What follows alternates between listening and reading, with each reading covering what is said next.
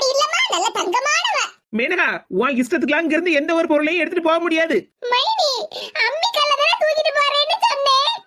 அது எப்படி நீங்க இருந்து அம்மிக்கெல்லாம் எடுத்துட்டு போவா? இந்த வீட்லயும் தான் எனக்கும் மாமியார் இருக்காவல்ல. மருமகளே, நீ இப்படி பேசுற? ஆமா, உங்க மகளுக்கு ஒரு நியாயம், எனக்கு ஒரு நியாயமா? மைனி